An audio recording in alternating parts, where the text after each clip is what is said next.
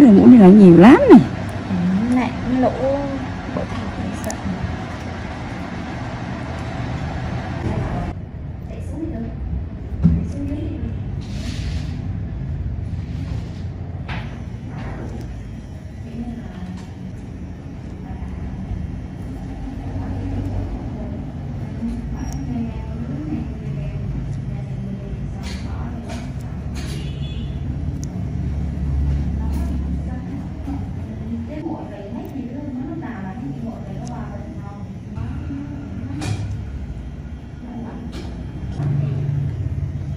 Cái câu mà á giàu lắm.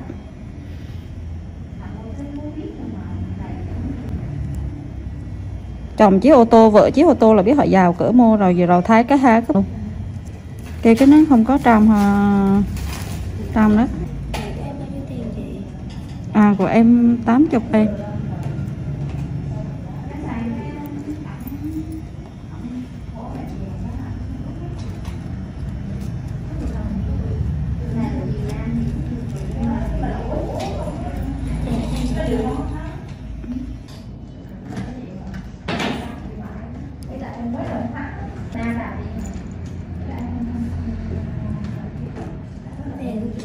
Rồi chị cảm ơn mấy ngày.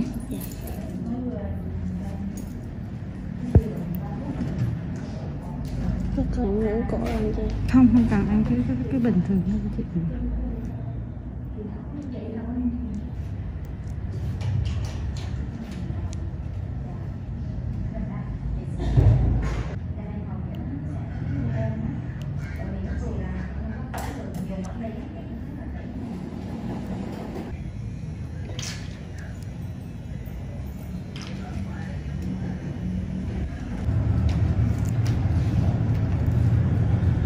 Được không? Nhỏ xíu rồi đây.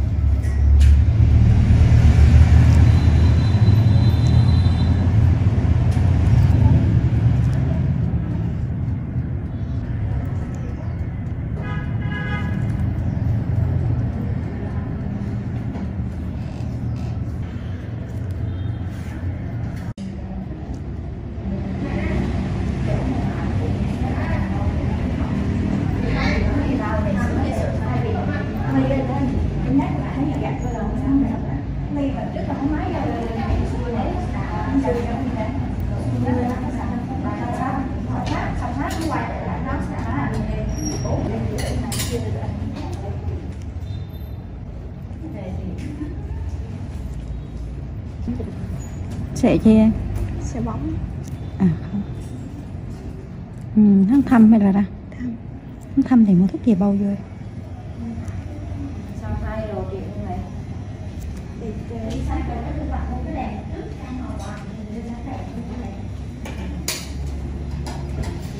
Nó đang bị thâm à? Thâm thì giờ dùng thuốc vô.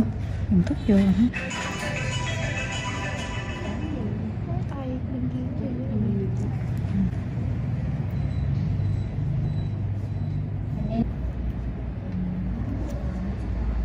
Khổ ghê.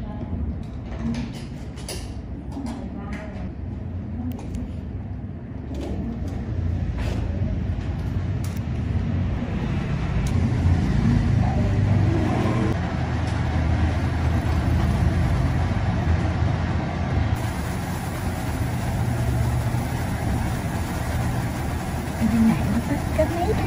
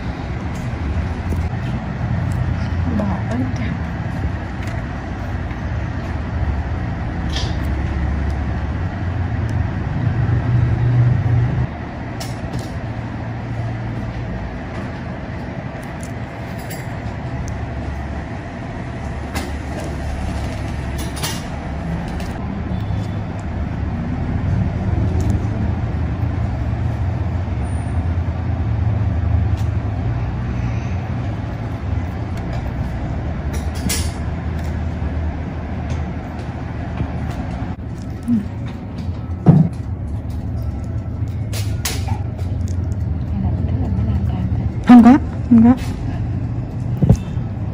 Hạ con nghĩ là bó gió thẩm sương. Ừ.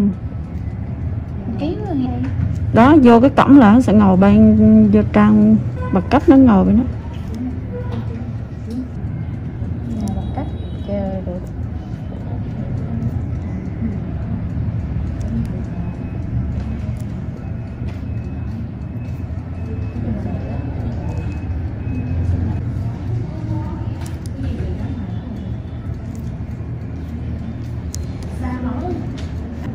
Mấy phút rồi? Đi chón ti lại xíu nữa. Đi. À đi. Bác, tới giờ đi thôi. Bạn, bây giờ mấy phút rồi?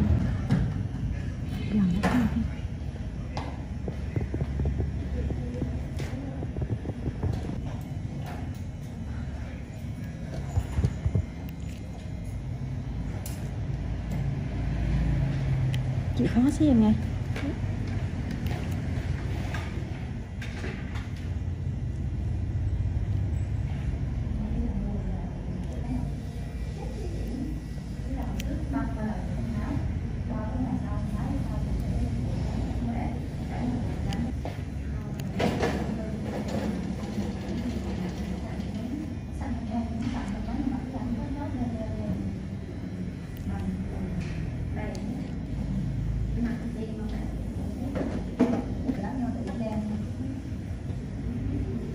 Tiếng nói rằng Cái là có hai giá tay có nó bị dư.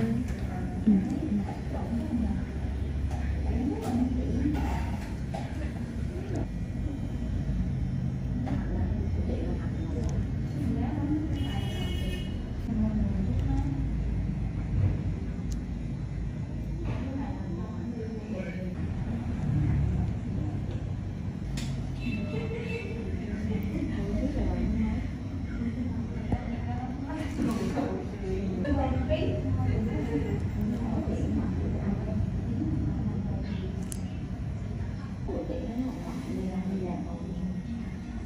Mấy đứa nhỏ này sẽ hơi lao hơn chút đó Hạnh.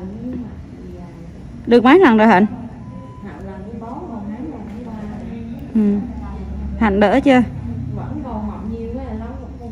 Ghê đó hả? Lần thứ 4 luôn à? Ừ, thôi mạnh quá thì từ từ chứ chưa đủ. Đỡ mà không đủ 80% trở lên là trả tiền lui. Được chưa? Tới cái đủ sung của hắn là Long tưởng đỡ luôn Hạnh. Ừ. Ừ, đúng rồi, người mạnh người yếu chứ. Người mạnh người yếu chứ mấy. Ừ. Ừ. Con chị Nguyễn bán nó chỉ cỡ 3.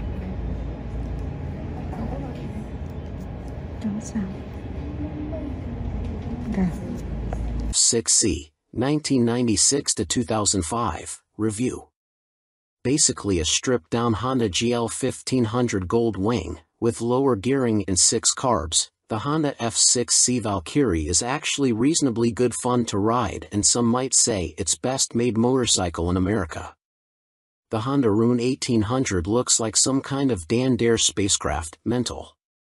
Ride quality and brakes. Here, the Honda F6C Valkyrie surprises many riders. So long as there's plenty of advanced planning, the motorcycle can be made to go around a corner fairly fast, for a cruiser, and still offers a luxurious ride on motorways. The Honda Rune 1800 is more ponderous, but then you'd want to travel slowly so people could stare for longer. The Honda Valkyrie's big problem for many cruiser riders is that it just isn't a V-twin. Instead, a burbling flat 6 Honda GL 1500 Gold Wing motor seems to sanitized for most, too damn quiet. Sure, the Honda F6C Valkyrie's 100 brake horsepower motor is enough to send the thing whizzing along in unfeasible speeds, but it's easily out-accelerated by the Triumph Rocket 3, any old Yamaha VMAX and a whole boatload of rival power cruiser motorcycles these days. The Rune 1800 isn't really any faster. The Honda F6C Valkyrie rarely goes wrong, ever. It is a beautifully made motorcycle, with lavish chrome, thick paintwork and an engine that can cover 100,000 miles with basic oil/filter changes. The main problem with the motorcycle is keeping its hundreds of nooks and crannies clean. Double that cleaning time on the Honda Rune 1800. Our Honda Valkyrie FC6 owners' reviews show a very reliable bike, which is the norm for Hondas. For most of its life it was available as a personal import from the USA, and there aren't that many around, which keeps resale values high. Honda F6C Valkyrie motorcycles with the hard luggage touring kit on seem to be sought after. Buy a good used motorcycle and you can 5 years biking for about $2,000 in depreciation. The Honda Rune 1800 costs big bucks and is for lotto millionaires and poseurs only. Huge brakes, beefy forks and a proper two-person saddle are some of the useful features on the Honda F6C Valkyrie. It could use the reverse gear of the Gold Wing and there's no screen as standard on the Honda F6C Valkyrie.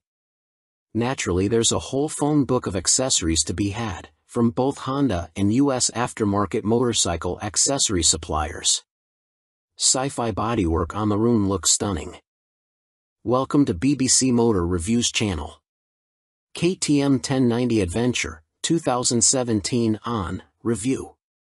The chassis copes with the extra power with ease. In fact, it feels like it could handle a further 25 brake horsepower. The conventional 48mm WP forks and WP rear shock work straight out of the box. The forks are non-adjustable, but on our test route that didn't pose any problems. A 170 section rear tire and the 1090's relatively low weight enable it to be hustled with ease. Boring it certainly isn't. Unfortunately, we had less than ideal conditions to test the new 1090, but wet riding did highlight the bike's rider friendliness and near perfect fueling at low speeds. There are 3 riding modes: Sport, Street, and Rain, with an optional off-road setting. Each mode changes the engine characteristics and level of traction control intervention. Although it's called the 1090, the engine is the same 1050 cubic centimeters motor as used in the outgoing 1050 Adventure.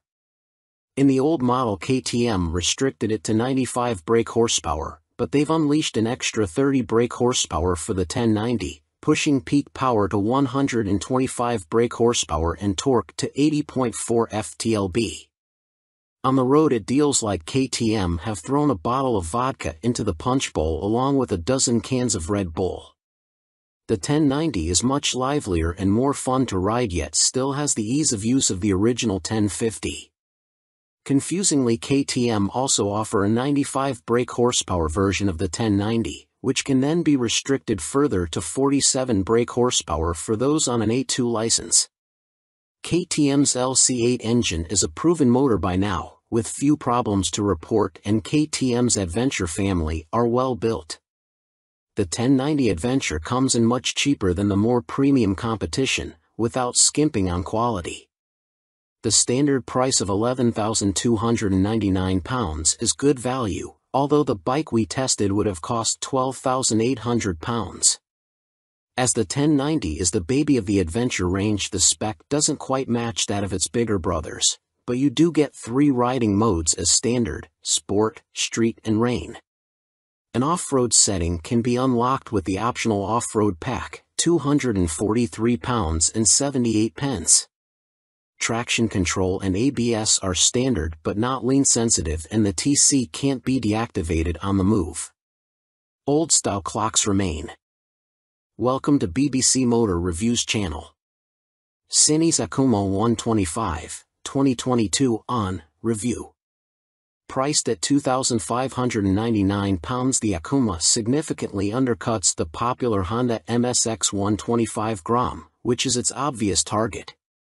And though my preference is for traditional-looking bikes with a retro feel, like the WK Scrambler or Cines's own Outlaw, after riding the updated Akuma, I'm genuinely impressed. Ride quality and handling are altogether spot on, and though not the outright fastest, it's plenty quick enough.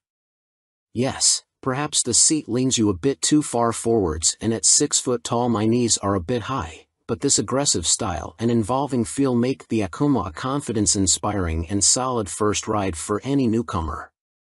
If I wasn't a skint student on part-time wages, I'd buy one without a moment's hesitation. Can't say much more than that.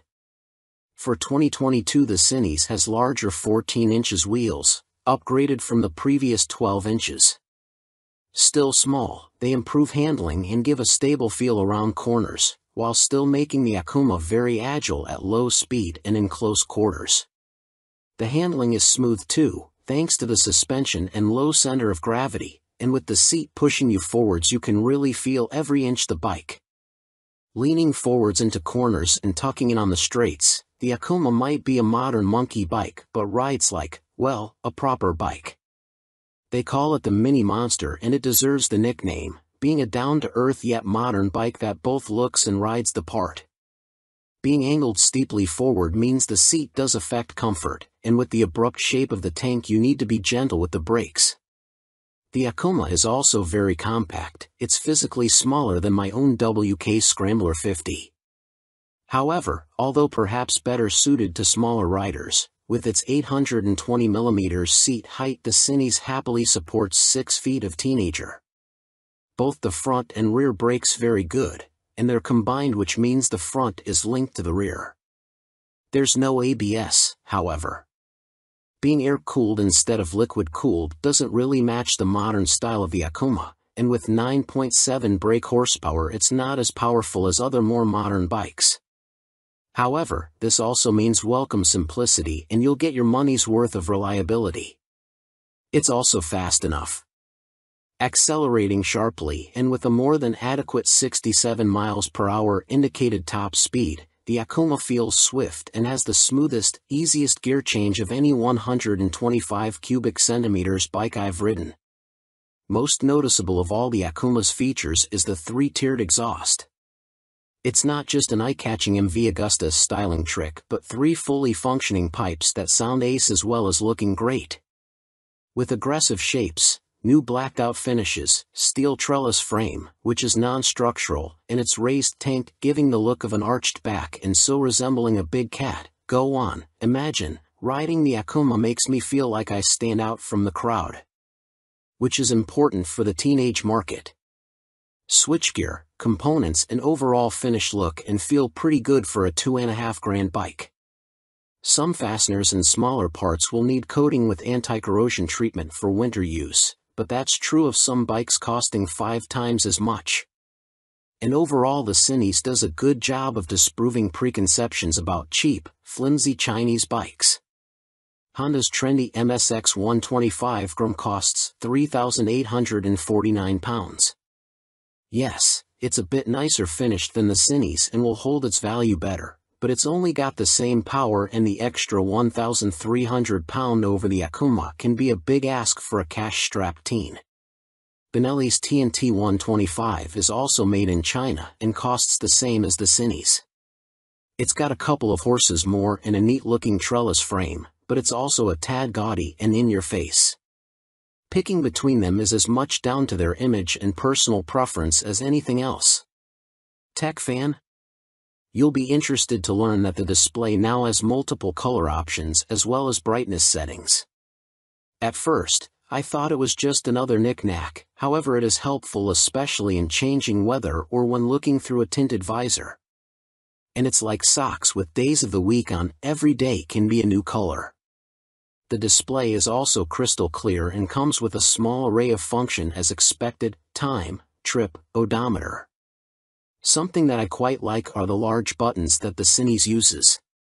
None of this tapping the wrong control malarkey, just big simple buttons, easy as you like.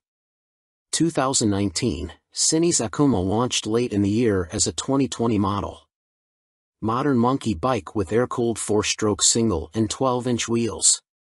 2022, upgraded with larger wheels, jazzy new clocks, plus more refined styling and colors.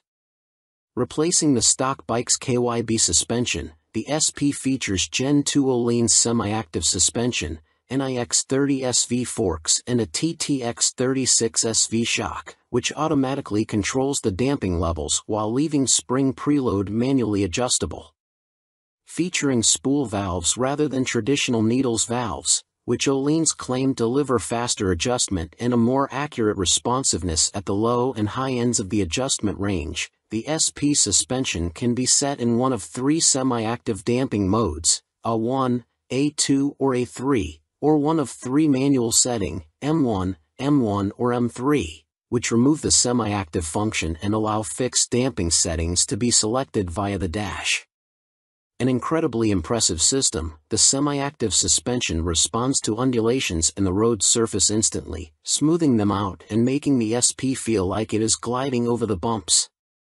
Harsh ones still give you a kick, but unlike on a conventional system, the semi-active damping instantly recovers and keeps the MT nicely composed, a feature that reduces its tendency to shake its head when exiting bends under hard acceleration. On the UK's roads, A2 is the best option for bumpy B roads where A1 suits fast, smoother road better, and A3 is more for straight-line cruising, as when the pace ups it feels a bit soft at the rear end. And the SP's brakes are better too. Fitting braided steel lines can make a bike's brakes feel horribly dead at the lever, as they lack rubber lines comforting initial squish. However, on the SP there is still enough feel to allow you to apply small amounts of pressure accurately via the new Brembo Radial Master cylinder.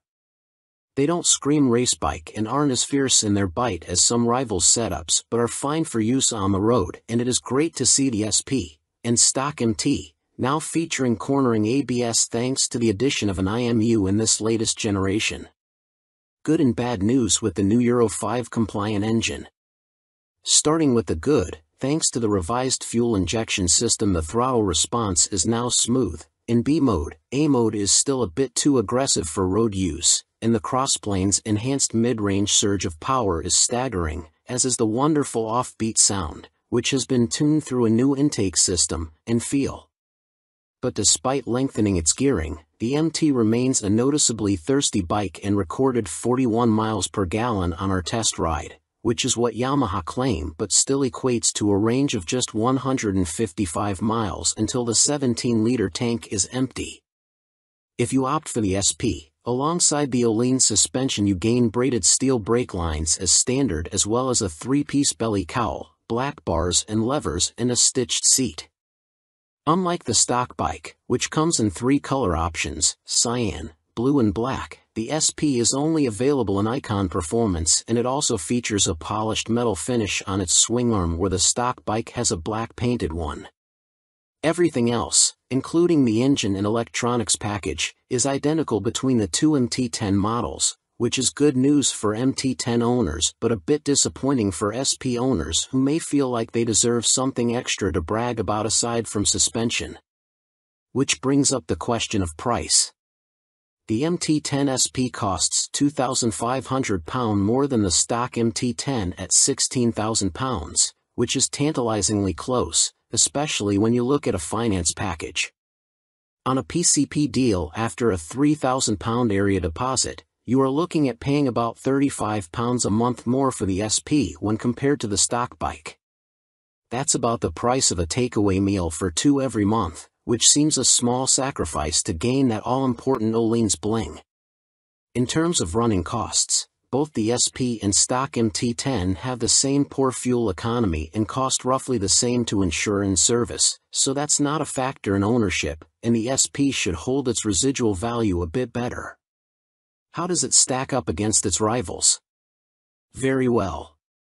The SP is £16,000, where a Ducati Street Fighter V4 is £19,551 or £21,651 in S-guise with semi-active suspension. The Aprilia Tuono V4 factory is £16,900, the KTM Super Duke EVO 17,899 pounds, Triumph Speed Triple 1200 RS 15,500 pounds, which lacks semi-active suspension, and the Kawasaki ZH2 SE 19,079 pounds. Sharing the same tech package as the stock MT, the SP is no less impressive when it comes to its safety assists.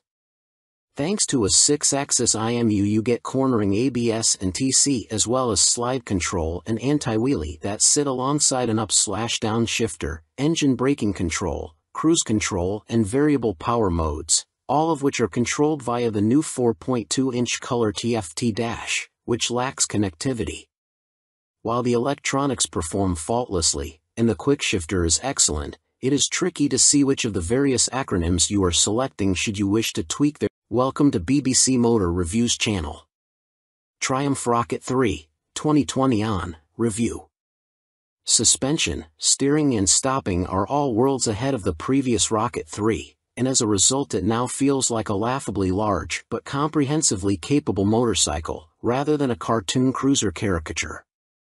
Related, 2020 Triumph Rocket 3 TFC news on MCN. First impressions might be dominated by the rocket's vast proportions and the curiosity factor of cramming a motor larger than a typical family car between two wheels, but after a day spent studying the quality details, experiencing the meticulously managed power and appreciating the enormous improvements in refinement, you walk away feeling thoroughly impressed. The new Rocket 3 is exciting, eye-catching, attention-grabbing and pulse-raising, yet avoids straying into feeling frivolous, ridiculous, or pointless. Forget the previous Triumph Rocket 3's cumbersome bulk, heavy-handed handling, basic running gear and Romanesque name badge. The new Rocket 3's chassis is totally different.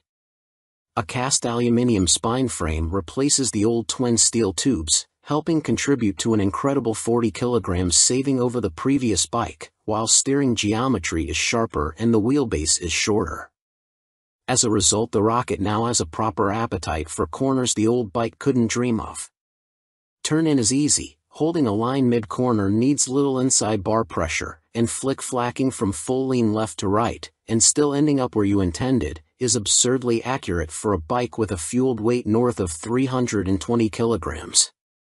Suspension is by Showa, with 47mm adjustable upside-down forks up front, and an adjustable monoshock monitoring the shaft drive. No electronic adjustment though, the clickers are all manual. The front's set pretty firm, meaning you can haul hard on the flagship Brembo Stylema front brakes. Even the rear brake is a 4-pot radially mounted caliper, to generate huge stopping force without the bike trying to tie itself in knots. Ride quality is generally good, though the short travel shock, just 107mm, has to work hard and can feel bouncy. Drive hard and you can clearly feel the rear end of the bike jack up though, a result of the torque reaction from the shaft drive being unchecked by any kind of parallelogram setup. The Rocket 3 comes in two flavors, Roadster R and Touring GT, with the main difference being riding position. The R has a higher seat, mid-set foot pegs and narrower bars, giving a more aggressive Street Fighter stance, while the GT's lower seat, feet-forward controls and wider, higher bars give a relaxed, cruiser feel. Everything is transferable between the bikes, meaning you can create whatever kind of muscle-power touring cruiser you like. Into the bin goes the Rocket 3's 2,294 cubic centimeters triple, replaced by this all-new, gruntier, smoother, cleaner, stronger and smaller 2,458 cubic centimeters engine. Huge 110.2mm pistons eclipse the old 101.6mm items, while stroke is significantly reduced, down from 94.3 to 85.9mm, allowing Triumph to make a shorter motor. Peak torque is identical to the previous Rocket 3 Roadster, at 163 lb-ft, but the new motor holds onto that grunt for longer as revs climb. Where the previous Rocket's torque curve fell away sharply above 2,500 RPM, the new motor has a much fatter, flatter delivery. As a result, headline power is up to 165 brake horsepower. But as ludicrous as that might sound, the reality is that it's immensely easy to use. All that prodigious power is carefully controlled by the ride-by-wire throttle and predictive, lean-sensitive traction control, while output is restricted in lower gears and top speed is electronically limited to 138 miles per hour. It's a beast, but one of those big, fluffy, gentle, cuddly chaps from a Disney film. The colossal torque spread means you can ride it however you like.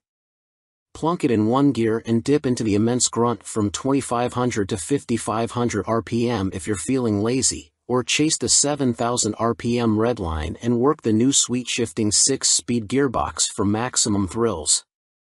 There's even an optional two-way quickshifter in Triumph's accessory catalog, if you like changing clutchlessly. It's a completely new machine from nose to tail, so only time and miles will deliver a verdict on reliability.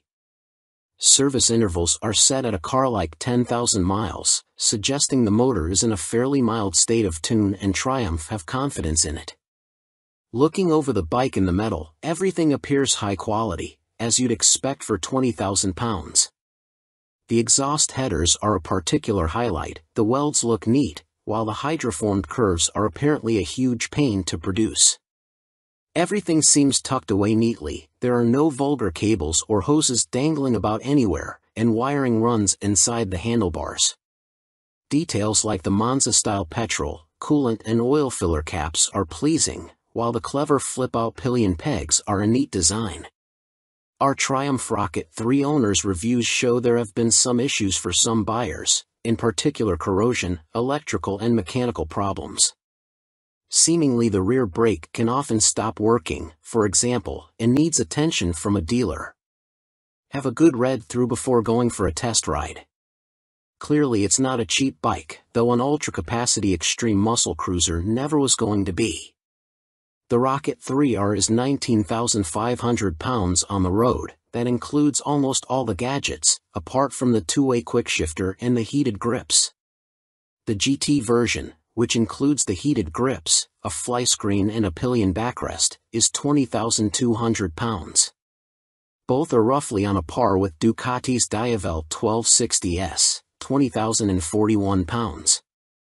A Harley-Davidson Fat Bob 114 starts at 15,825 pounds, but doesn't have a fraction of the Triumph's tech, torque, pose or poise. If you want to go properly left field, a Moto Guzzi MGX21 is 19,999 pounds. Running costs probably won't be any kinder on the wallet. Triumph claimed the motor returns 41 miles per gallon, but our test ride suggests it's closer to 35 miles per gallon. That 240 section, 16-inch rear tire isn't cheap either. Picking the bike up in March, I have had a headlight replaced under warranty, main beam sticking on, and the second which has really put me off was the rear brake losing all braking power. It has been back to my dealer who changed the fluid for a better one but was told that Triumph know there is an issue and they are working on it. I thought anything to do with brakes on a 163 pounds of torque monster would be the #1 agenda. First service only. The fuel economy is not bad so far, 43 to 45 miles per gallon. That is with occasional spirited riding thrown in. 2 stars is because after 6 months I was offered 13,500 pounds from the dealer to buy it back. Even WBAB offered considerably more, so not much faith in the brand and will likely be going back to BMW. Equipment. The Brembo brakes are top-notch. The stopping power and feel is superb, the ride comfort is less so. I am a big old guy and no matter how I try to adjust the rear suspension, the ride is harsh on anything but smooth tarmac. The roads in Herefordshire where I live are amongst the worst in the UK and backache sets in after about 2 hours. I have purchased an Airhawk DS seat pad which has transformed the comfort, but it's still not all day comfy like my old Rocket. The tank is so wide you have to ride legs apart, which at motorway speeds the wind blast makes your hips ache trying to keep tucked in. In the end I made and fitted a pair of Perspex front fork air deflectors to solve the discomfort. I didn't go for the quick shifter or the navigation package, as for me they don't offer much in the way of the overall riding experience. The TFT display is good, but on some settings it is too fussy and hard to read. I opt for the screen that shows speed, revs, gear selection and fuel status. That's enough for me. There are a few niggles with this bike that could be better. The original screen doesn't give much wind protection and the rear hugger design is total crap. In the rain you get covered in road crud halfway up your back.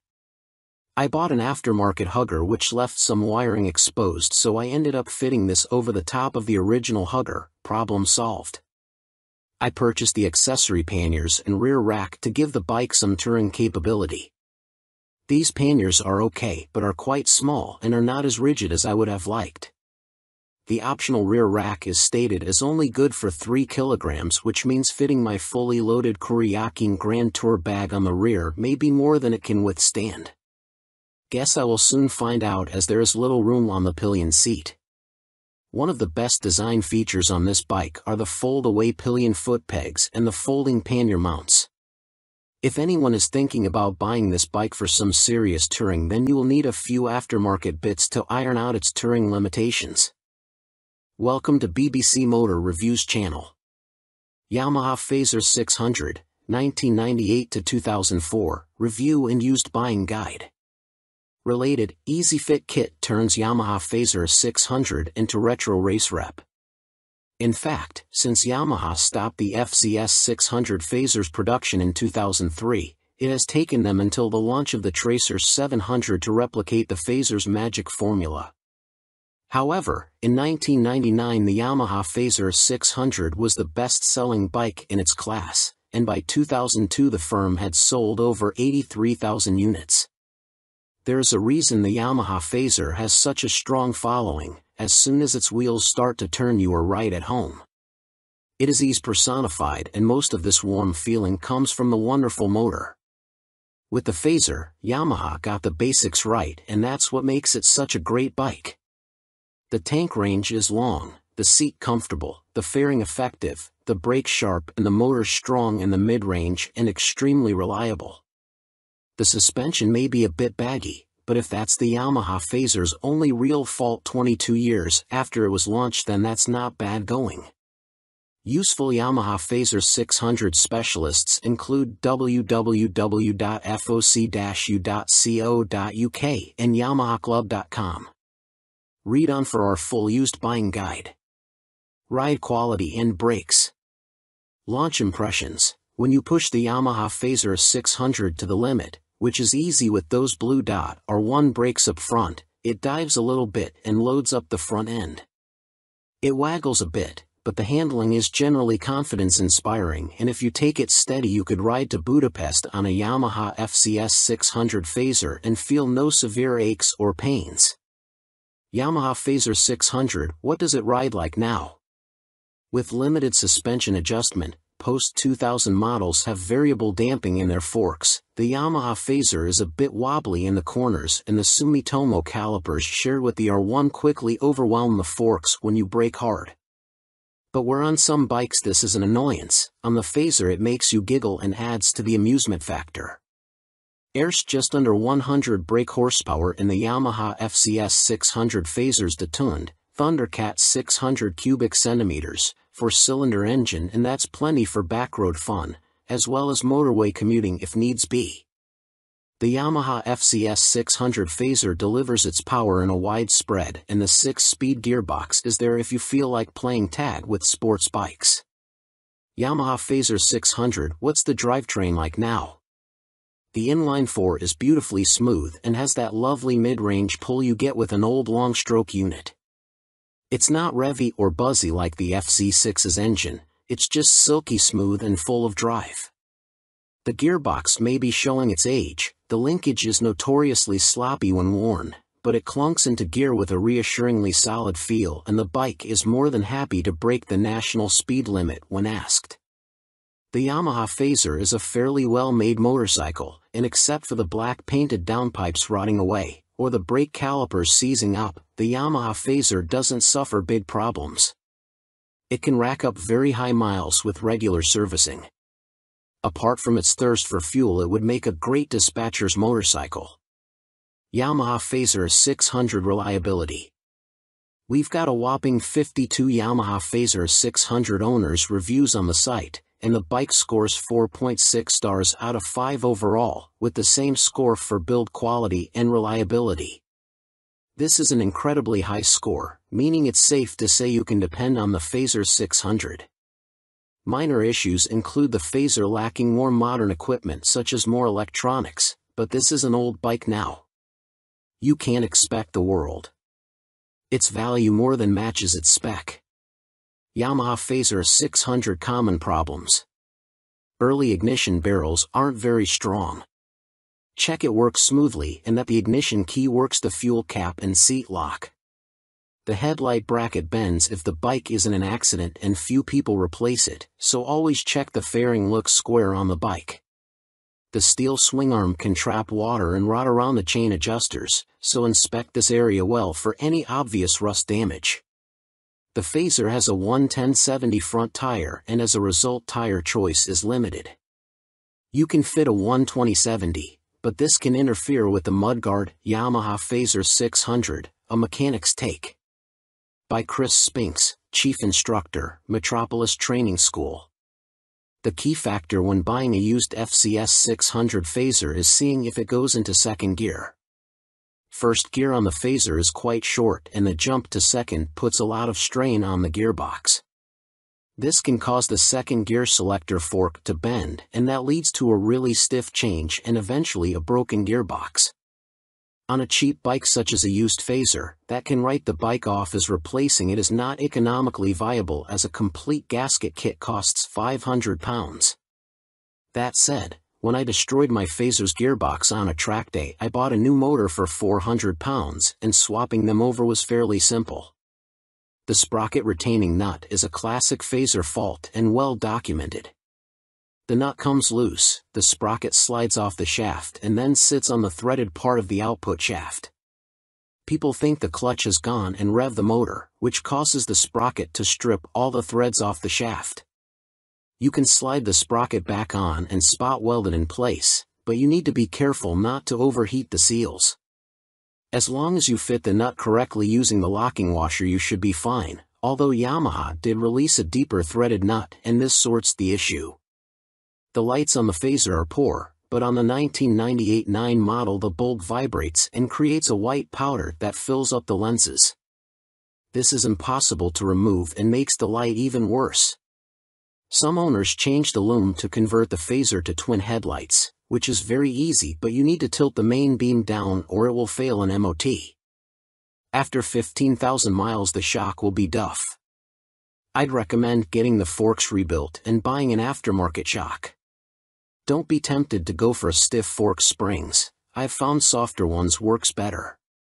When it comes to the finish the paint likes to flake off from the engine's fins, so don't jet wash the engine, and check the downpipes.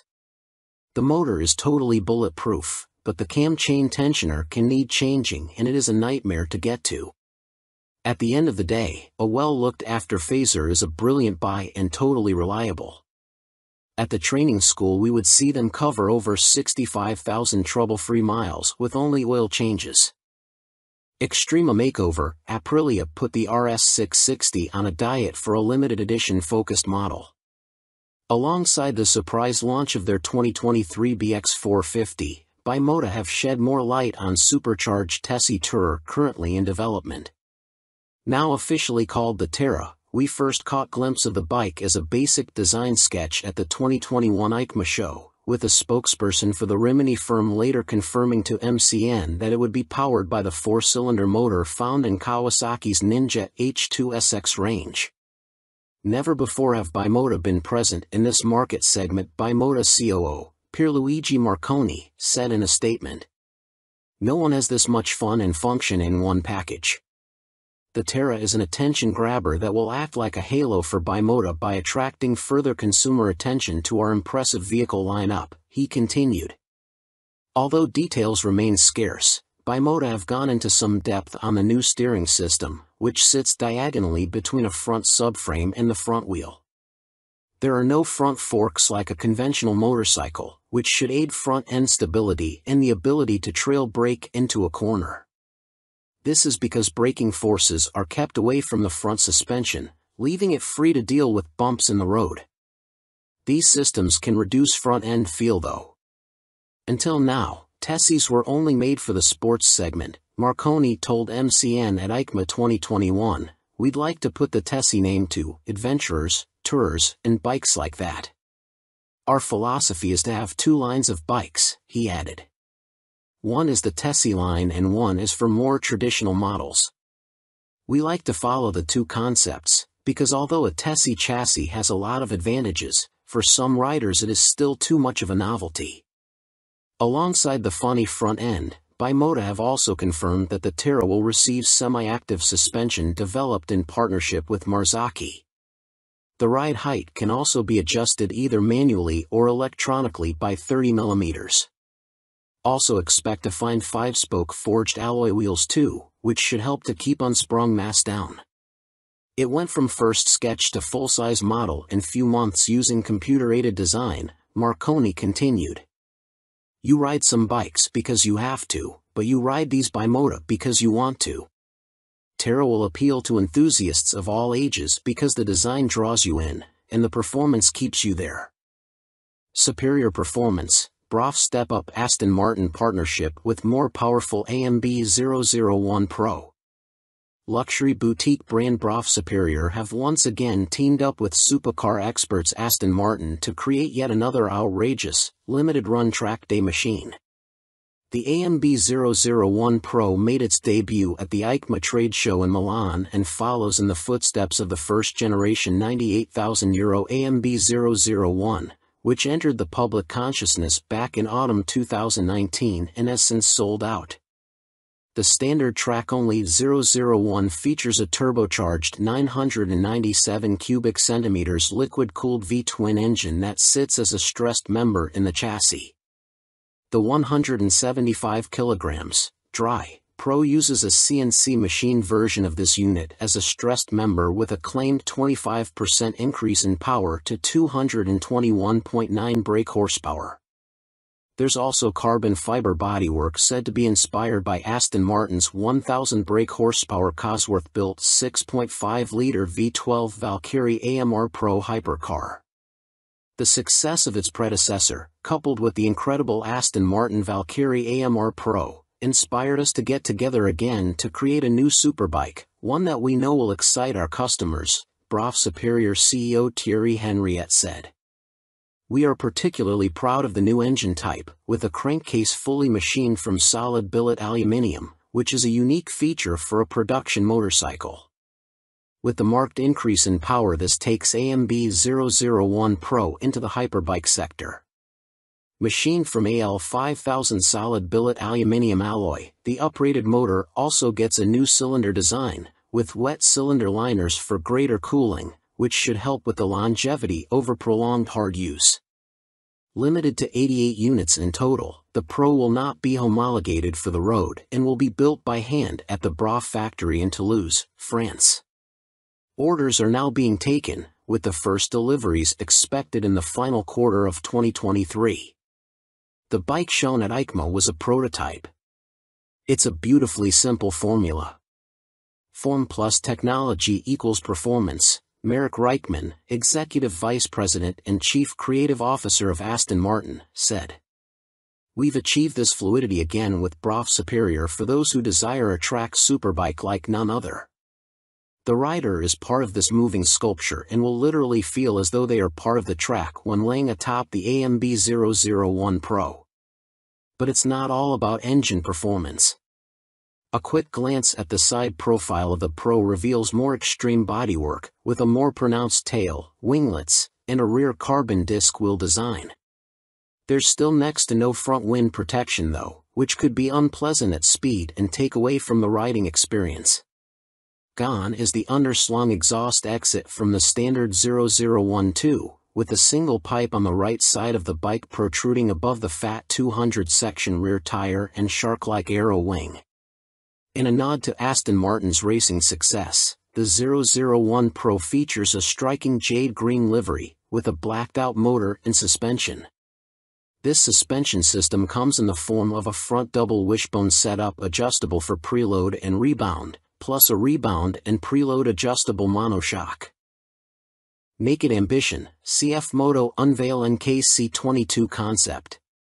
CF Moto weren't short of new bikes to show us at the EICMA trade show in Milan, including this naked roadster concept called the NKC22. The bike uses an 800 cubic centimeters parallel twin engine, presumably the same KTM 790 lump used in CFMoto's 800 metric tons models, but wrapped in a lightweight, sporty chassis. This concept version is covered in forged carbon bodywork with an engine fairing that doubles up as an aerodynamic wing. Front forks are heavy-duty upside-down units and look to be fully adjustable, while at the back a stylish single-sided swing arm holds a rear wheel blanked off with carbon inserts. CF Moto reside at the economical end of the motorcycle market, and so even this concept version gets J.1 brakes rather than the full Brembos used on last year's track-focused SRC21 concept. Twin SC Project exhausts complete the aggressive, sporty look and would, from the looks of them, far exceed UK homologation noise limits, so expect something more sensible on the finished bike. The M button on the left switchgear and the word Street on the bottom of the TFT dash display suggest that a selection of rider modes is available with up and down buttons for cruise control also included. And the telltale phone symbol elsewhere on the screen means there's smartphone connectivity, too.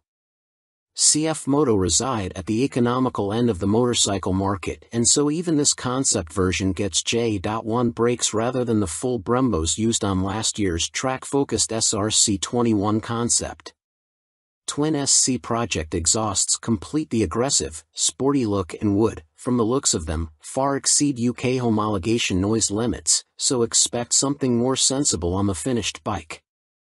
The M button on the left switchgear and the word Street on the bottom of the TFT dash display suggest that a selection of rider modes is available with up and down buttons for cruise control also included. And the telltale phone symbol elsewhere on the screen means there's smartphone connectivity, too. Naked Ambition, CF Moto unveil NKC22 concept. CF Moto weren't short of new bikes to show us at the EICMA trade show in Milan, including this naked roadster concept called the NKC22. The bike uses an 800 cubic centimeters parallel twin engine, presumably the same KTM 790 lump used in CFMoto's 800 metric tons models, but wrapped in a lightweight, sporty chassis. This concept version is covered in forged carbon bodywork with an engine fairing that doubles up as an aerodynamic wing. Front forks are heavy-duty upside-down units and look to be fully adjustable, while at the back a stylish single-sided swing arm holds a rear wheel blanked off with carbon inserts. CF Moto reside at the economical end of the motorcycle market, and so even this concept version gets J.1 brakes rather than the full Brembos used on last year's track-focused SRC21 concept. Twin SC Project exhausts complete the aggressive, sporty look and would, from the looks of them, far exceed UK homologation noise limits, so expect something more sensible on the finished bike. The M button on the left switchgear and the word Street on the bottom of the TFT dash display suggest that a selection of rider modes is available with up and down buttons for cruise control also included. And the telltale phone symbol elsewhere on the screen means there's smartphone connectivity, too. CF Moto reside at the economical end of the motorcycle market, and so even this concept version gets J.1 brakes rather than the full Brembos used on last year's track-focused SRC21 concept. Twin SC Project exhausts complete the aggressive, sporty look and would, from the looks of them, far exceed UK homologation noise limits, so expect something more sensible on the finished bike. The M button on the left switchgear and the word Street on the bottom of the TFT dash display suggest that a selection of rider modes is available with up and down buttons for cruise control also included. And the telltale phone symbol elsewhere on the screen means there's smartphone connectivity, too. Fantic released their first twin, the Caballero 700 Scrambler. Fantic has revealed their first modern-era twin-cylinder machine with a 700 cubic centimeters scrambler joining their Caballero range. Fantic are making the most of their partnership with Yamaha, announced at the beginning of 2021, as the bike uses the 689 cubic centimeters, liquid-cooled Euro 5 engine seen in the MT-07, Tenere 700 and R7. There has been no retuning of the CP2 twin either, as Fantic claim the Caballero will hit the showrooms in April next year, boasting 75 brake horsepower and around 50 lb-ft of torque, identical to the R7 and considerably more than the 40 brake horsepower and 31 lb-ft of torque of the Caballero 500 Scrambler. Elsewhere, the 700 sports the same 19 inches front and 17 inches rear, aluminium, spoked wheels as its small-capacity sibling. The engine sits in a single backbone-style frame made from CRMO steel attached to an aluminium swing arm, giving it a wheelbase of 1,460 mm, 35 mm longer than the 500 version. One of the most immediately obvious differences between the two capacity scramblers is the exhaust system. The new 2-into-1-into-2 setup runs under the engine, over the swing arm to exit in roughly the same position. Both machines have a seat height of around 830 mm. Connecting frame to wheel will be a 45 mm upside-down fork made by VRM Marzocchi. The Italian manufacturer also supplies the rear monoshock with preload adjustment. Brembo is the manufacturer of choice for the calipers, with a 4-piston unit gripping the 330 mm front disc and a 2-piston, 245 mm setup on the rear. In another first for Fantic, cornering ABS will be standard on the 700. The system will sense the bike's lean angle and fine-tune the braking response accordingly. Traction control also makes its debut to the Fantic lineup, with both rider aids and 3 rider modes, road, off-road and custom, manipulated via a 3.5 inches TFT display with Bluetooth connectivity. A 14-liter fuel tank may be a little on the small side, although the claimed 180 kg curb weight should prove competitive when it comes to commuting or a bit of backlane scratching. An expected price tag of around £9,000 may put some off, although stylish looks, proven engine and handling potential could tempt many. Stuart Prestige. By Stuart Prestige. All-weather rider with a penchant for long tours and hours in the saddle. You may also like. Honda released £30,000 limited edition McGuinness 100th TT Start Replica Fireblade SP. Who do you think you are, John McGuinness? Well, now you really can live out your TT fantasies, as Honda reveal they will build 30 examples of this CBR 1000RR Fireblade SP John McGuinness 100th TT Start Replica Edition in celebration of the road racing legend's phenomenal accomplishments on the island. The headline visual difference from the stock bike is the bold replica of the paint job John raced with for his 100th TT Start. But this is more than just a replica paint job, there's a whole host of other upgrades to add to the exclusivity. The stars align for me to be back on a Honda Fireblade for my 100th TT Start, says McGuinness. It's an awesome bike and has meant so much to me over my career. I'm proud of my connection with its place in TT history and of this, my replica. John McGuinness is the second most successful TT racer of all time, next to the late, great Joey Dunlop, and while revered as road racing legend, he has also had an exceptional short-circuit career, having raced in 24-hour world endurance races like the Bol d'Or and Le Mans, 500 cubic centimeters GPs and the Daytona 200. He's a former British 250 cubic centimeters champion, has ridden in World Supersport and finished third in the 2009 British Superstock Championship. Making his TT debut in 1996, he won the Best Newcomer title in the 250 cubic centimeters class. 3 years later, he took his first win, the 250 cubic centimeters lightweight TT. Over the ensuing 2 decades, 1999 to 2019, he has accumulated an incredible 47 podiums and 23 TT wins, as well as being the first to break the 130 miles per hour lap barrier on a Honda Fireblade, no less. So, what do you get for your 30,000 pounds? In addition to the already high spec of the CBR 1000RR Fireblade SP which underpins the replica, the limited edition blade gets a full replica paint job incorporating gold detailing and a film strip showing all of John's TT starts on Hondas. Unsurprisingly, this is where it deviates from his actual race bike, which also pictured his TTs on other manufacturers' bikes, and 100th start sponsor logos. There are gold wheel stripes, an individually numbered plaque on the headstock, genuine Honda carbon fiber front mudguard and carbon rear hugger, or rear seat cowl and tall screen, and Metzeler Racetech RR tires. On startup there's a Ring of Fire screen animation as the display loads, and 30th anniversary logos on the smart key and laser engraved on the Akrapovic muffler, marking the machine's special place in Honda history. And to cap it all, there's John's signature on the airbox cover. Honda are even offering the opportunity for a personal handover from John McGuinness MBE himself, at Honda Racing UK in Louth. If that's not enough, you'll also get a custom Fireblade garage mat, genuine Honda accessories indoor bike cover, 3D laser engraved crystal featuring a design of the John McGuinness 100th start replica.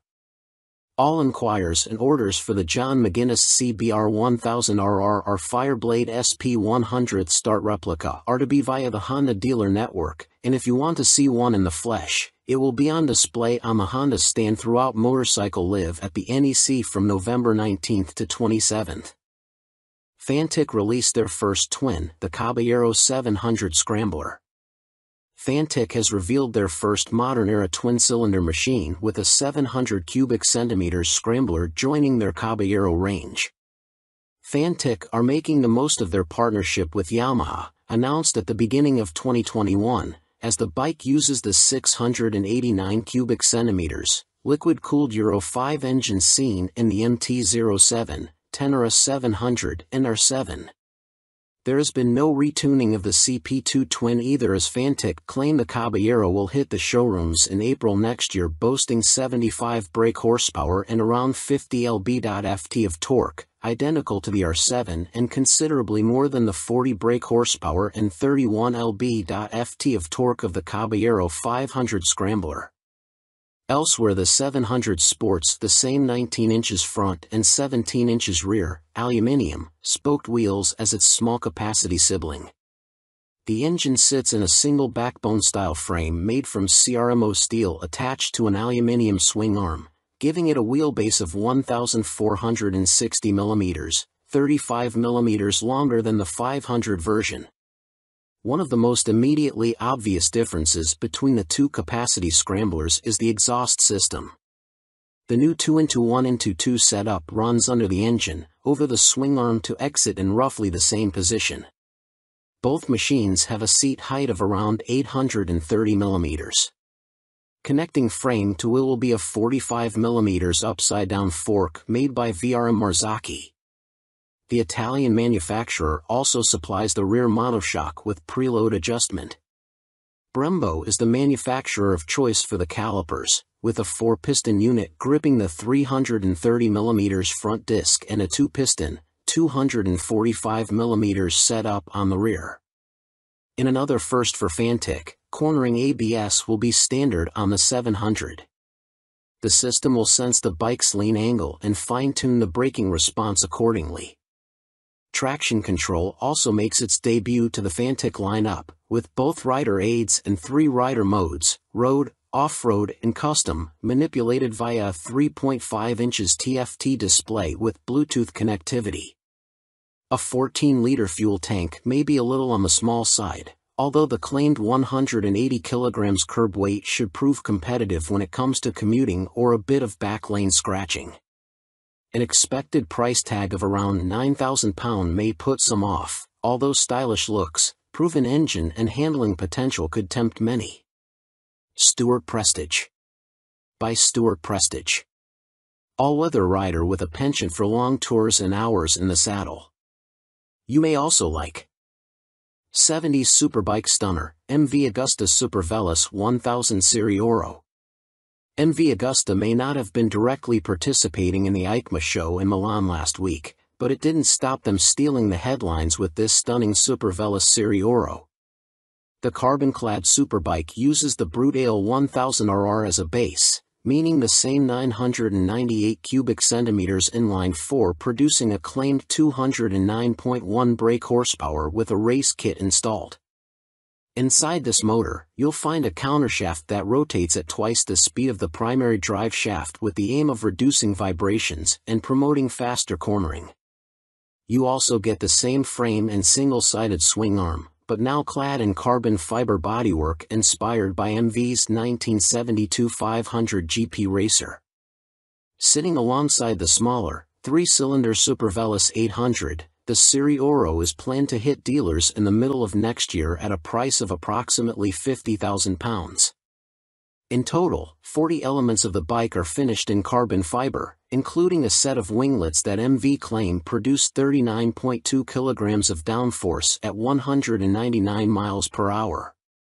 You also get carbon fiber disc brake covers, which attempt to pay tribute to the drum brakes of old whilst also cooling the calipers, essential on a bike capable of such high speeds. MV Agusta also claim the design allows air to flow around the brakes towards the coolant and oil radiators for better temperature control. There are air vents along the carbon fairings, too. Despite the superbike credentials, the Serie Oro has deliberately been made more comfortable and less extreme than traditional circuit stars, and it features electronically adjustable Öhlins NIX forks for a high-quality ride.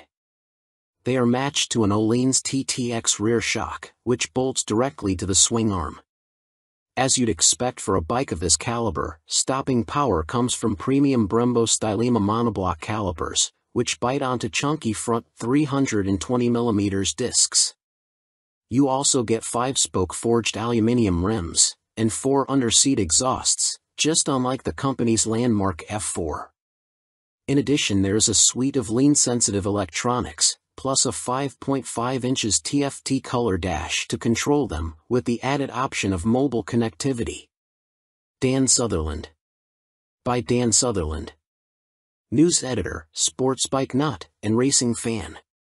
You may also like. Vmoto range grows. Super Soco owners launch 3 new urban models at EICMA 2022.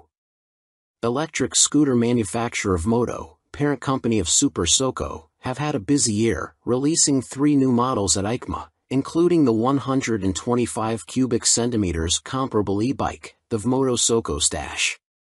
The release of the production model comes just a year after the unveiling of the prototype, with the bike so named due to its multifunctional storage compartment, housed in the fuel tank, large enough for a full-face helmet or other accessories. At its heart is an electric motor producing an average 8 kilowatts with a peak of 15 kilowatts.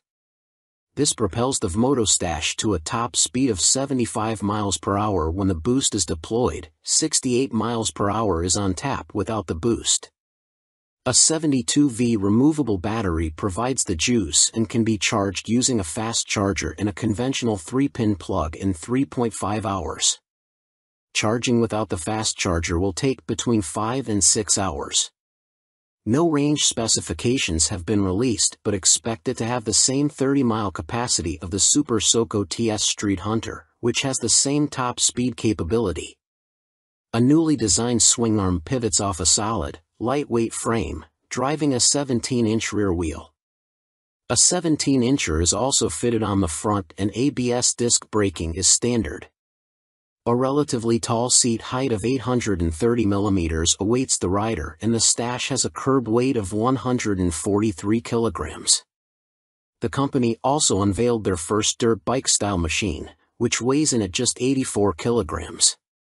The machine comes in 2 models, the Vmoto On-R, which comes with road tires, or the OFFR, which is equipped with knoblet tires. The On-R/OFFR can be set up in either L1 configuration, comparable to a 50 cubic centimeters machine, or L3, which mimics a 125 cubic centimeters. In the L3 iteration, the bike can reach speeds topping 50 miles per hour, while the L1 configuration limits the top end to just under 30 miles per hour. Vmoto claim a range of up to 90 miles with recharge times taking 2 hours for the L1 configuration and 3 hours for the speedier L3. A die-cast aluminium frame cradles the 8 kW motor, producing a claimed 190 feet-per-pound of instant torque. A swing arm with a single rear damper secures the belt-driven, rear-spoked wheel. No retail price has been provided. The Vmoto Soco F01 scooter is, technically speaking, not a new bike as it was available as part of a commercial fleet, but now will be available to the general public, the company also announced at EICMA. The urban commuter will, like the ON/OFFR models, will be available as an L1 or L3 configuration. A 2 kW or 4 kW, L1 and L3, motor will get the rider up to a maximum speed of 27 miles per hour for the L1 and 45 miles per hour for the L3 model. Vmoto claim a range of between 50 and 60 miles dependent upon the setup and riding style. The charging time of the removable battery is 3.5 hours with a fast charger using a domestic 3-pin plug or 6 hours without the fast charger.